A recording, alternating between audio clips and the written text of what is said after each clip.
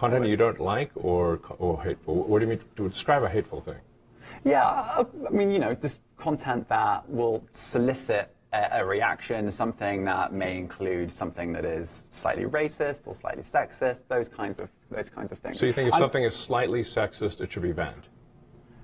No, is that what you're saying? I'm not saying anything. I'm saying. Well, I'm just curious. I'm trying to understand what you mean by hateful content, and I'm asking for specific examples.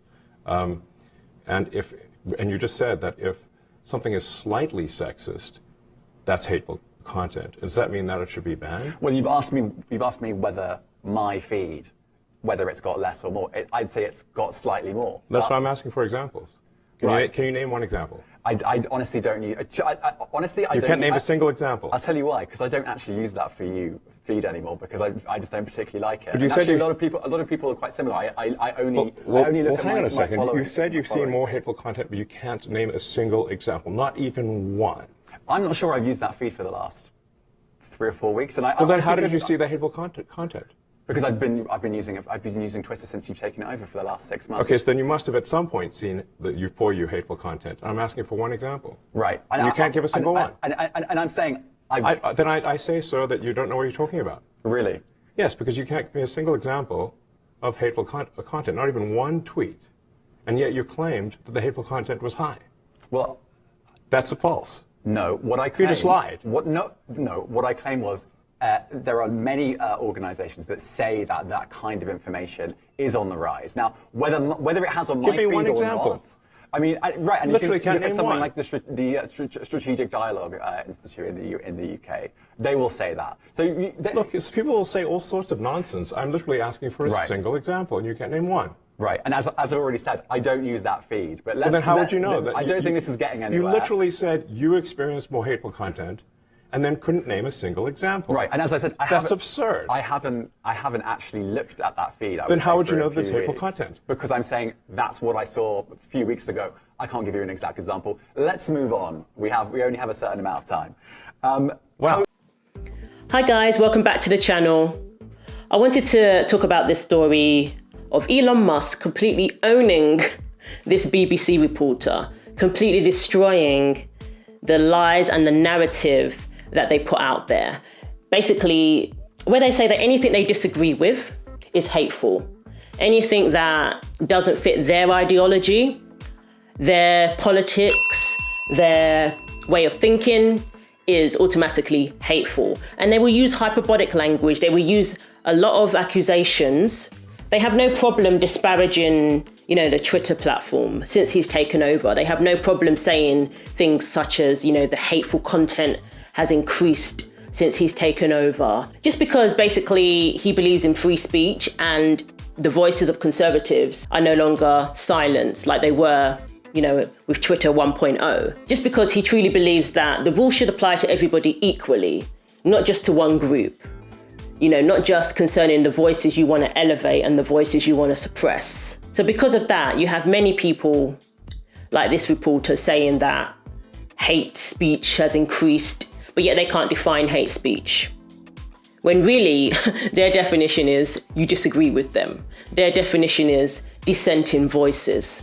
Automatically, is classed as hate speech. These are the same people who would turn a blind eye when conservative commentators have to deal with racism, death threats, all sorts of derogatory terminology being thrown their way just because they have dissenting voices. They will turn a blind eye to that, but they will try and concoct this whole narrative now that just because everyone is being given free speech, well, in theory, there's now so much more hateful content, on the platform. And, quite rightly, Elon called this guy out to his face and even accused him of lying. Because when you just make up stuff without any receipts, without any evidence, without any examples, you're just trying to create a narrative. And quite rightly, he accused him of lying because you're making up things. So let's get into the article. You don't know what you're talking about. Elon Musk destroys ill-prepared BBC reporter in car crash interview and accuses him of lying about Twitter hate speech being on the rise. Twitter owner Elon Musk has accused a BBC reporter of lying during an interview in a row over whether incidents of hate speech are increasing on the social network. Mr. Musk, was asked by US tech journalist James Clayton how he would respond to claims that there were not enough staff at Twitter to police rising hateful content. But he challenged the reporter to give him examples of such content. And when Mr. Clayton declined to do so, Mr. Musk accused him of spreading a false claim. And they would love that. They would love for Twitter to be policed like it was, with the first version, where people weren't even allowed to tweet something without all this so-called fact-checking and basically, shutting down people's opinions. They would love that. Why should he waste his money employing people for that? Twitter has downsized, the number of employees because there was a lot of people there just coming in, doing the day in the life videos, not doing much and expecting to get paid a hell of a lot of money. So, he got rid of that. It's called efficiency, productivity. During a wide-ranging discussion at Twitter headquarters in San Francisco, Mr. Musk also said that Twitter had 4 months to live. When he bought the firm, he insisted it needed to cut costs to save it from bankruptcy and confirmed that about 80% of its staff have been axed since he took over last October. Exactly, this was a business move. He had to cut costs. It wasn't just him going in there and saying, "Oh, I don't like you because you're a woman," or "I don't like you because you're a trans person, LGBT, I'm going to get rid of you." As they literally tried to paint him out to be doing that. He couldn't justify keeping all those employees when he didn't see the results. He didn't see their role as worthwhile. Sorry to say that, but you have to be able to justify paying these salaries. And explaining the last-minute nature of the interview, for which Mr. Clayton is said to have had only 20 minutes to prepare, Mr. Musk later tweeted, "I said BBC could come to Twitter. Then to my surprise, a reporter shows up." Mr. Musk also described the interview as penetrating, deep and hard. Yeah, they thought they could just show up and spew their same old nonsense that they've been allowed to say without repercussions. We need to start holding these people accountable, and this is the start of that. Because they just say anything they want to say. They make all these bold statements without anything to back it up. Yet they will fact check us every 5 minutes. Anybody with a dissenting, argument, they will fact check them like crazy. Bias fact checkers, actually. When they're the main culprits of spreading misinformation. They want to accuse everyone else of doing it. But these reporters are the ones that go out there and make all these claims and lie without any, repercussions. And it's time that, we put a stop to that, because it's just getting ridiculous now. You don't even know what reports are actually accurate or not anymore. A lot of this stuff could pass for parody. They're spreading propaganda. They're trying to create a narrative with their reporting. Half of them are influencers, really, rather than reporters, rather than true journalists. They don't ask the tough questions. They coddle, the side that they're working for instead of asking the tough questions.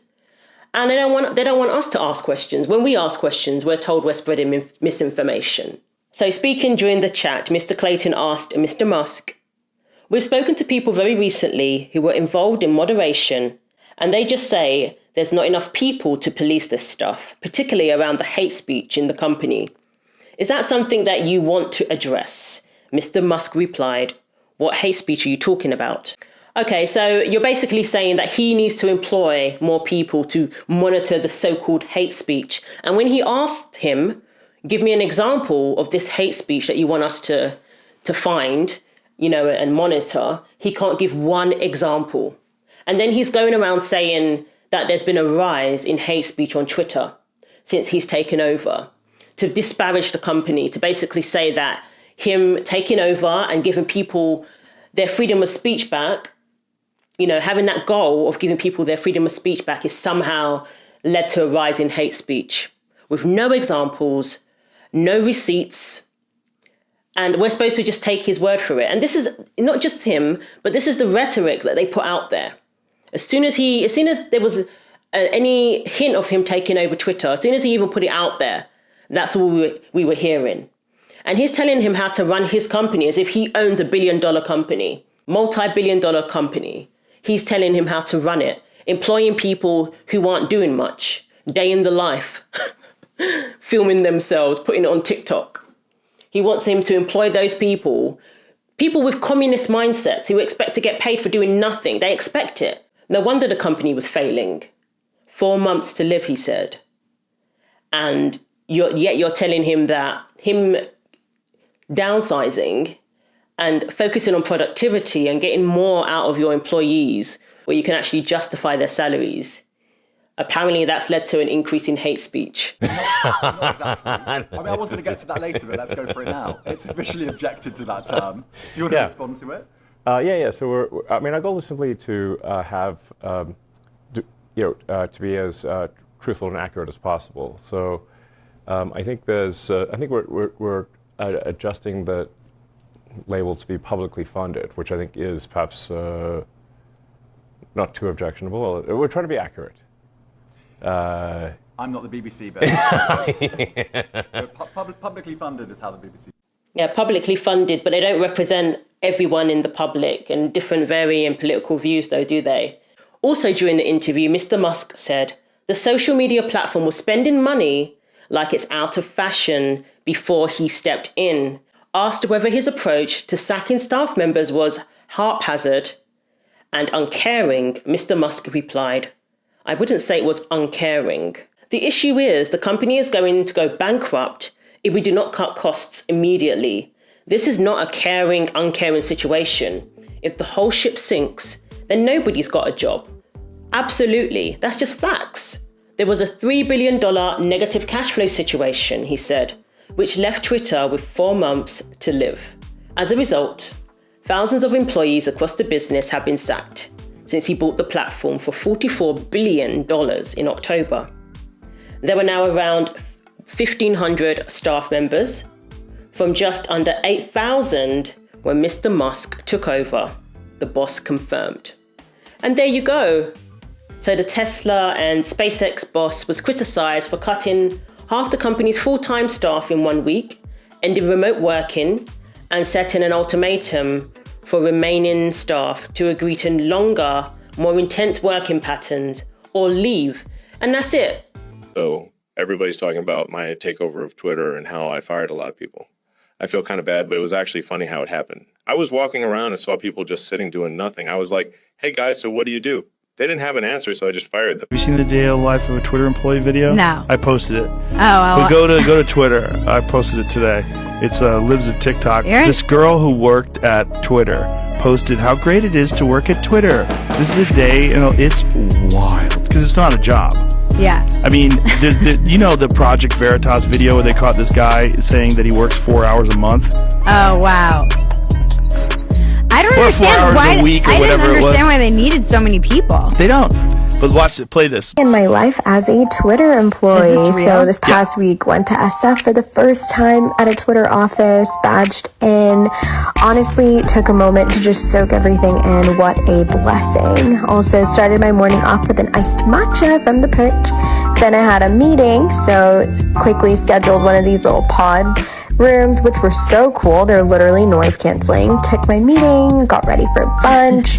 Look how delicious this food looks. Oh my goodness, I was so overwhelmed. Then made my way down to this log cabin area. I don't know what this is, but it was really cool. Played some foosball with my friends to kind of unwind a bit. Unwind. Tough day. Also found this really cool meditation room that I thought was super neat. I didn't do any yoga, but they have this yoga room if you are a yogi, so also thought that was really cool. Had a couple more meetings in the afternoon, had a ton of projects that we needed to knock out. Say hi to my teammates. Went to the library to kind of get some more work done. Obviously had to have our afternoon coffee, so made some espresso. And then before leaving for the day, had some red wine that's on tap. Went up to the rooftop and just honestly enjoyed the beautiful weather. So awesome trip. Wow. People had a choice. If you didn't like it, you can go and work in a company that, suits your work ethic. It's very simple. So Elon said that the company is basically breaking even. So it's not like some hugely lucrative, business move that he embarked upon.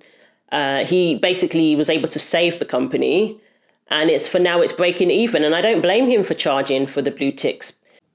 But blue ticks, in theory, all legacy blue ticks gone next week. And at that point, you'll kind of work out whether this is going to sink or swim.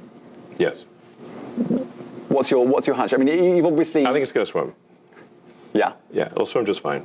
Yeah, and there you go. So that way, everybody gets to keep Twitter. Everybody gets to use it and continue to, enjoy using the platform as much as it is possible, because there's a lot of craziness on there as well. I do find it quite amusing, all these celebrities crying over their blue checks. I find that pretty amusing.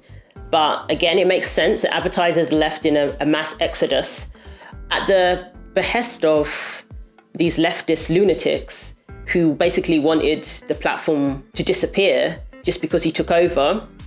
A lot of advertisers left because of the outrage about all this rhetoric about it being hateful and all of that. So he has to make up the money. So congratulations. The advertisers left and now you have to pay for your blue check. So let me know what you think. Do you think it's about time that we call out these, reporters who just spew lies? And what did you think of the interview? So thanks for watching. See you in the next video and take care of yourselves.